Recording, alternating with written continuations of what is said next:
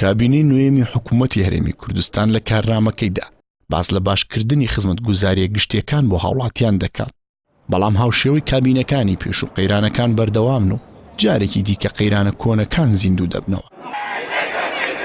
بەشێکی زۆر لە هاوڵاتیانی هەرێمی کوردستان لە دوای ساڵی 2009 داوای گۆڕینی سیستەمی حکومڕانی و کۆتایی هێنانیان بە قۆڕەکردنی کورسی دەسەڵات کرد، بەڵام ئێستا داواکاری هاوڵاتیان بۆ دابینکردنی خزمەتگوزاریە سەرەتاییەکان کورد بۆتەوە.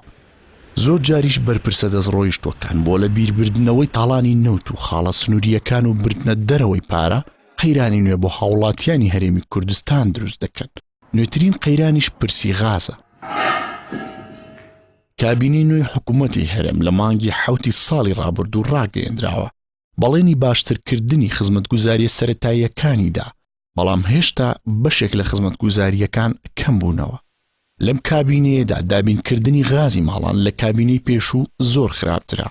سەرۆکی حکوومەتیش کە بانگەشەی کابینەیەکی بەهێزی دەکرد توانای چارەسەرکردنی کێشەی غازی ماڵانی نییە کە دوو کۆمپانیا دروستیان کردووە.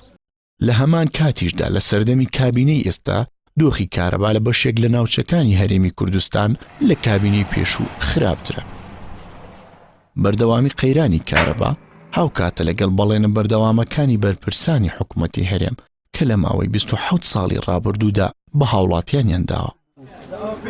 کەمی خزمەتگوزاری و بەردەوامی قەیرانەکان لە کاتێکدایە هەرێمی کوردستان ناوچەیەکی دەوڵەمەندە بە سامانی نەوت و غاز و داهاتی مانگانە لە 1 تریلیۆن دینار زیاترە، کەچی لەگەڵ ئەوەشدا وەک پێویست خزمەتگوزاریە سەرەتاییەکان بۆ هاوڵاتیان دابین ناکرێت.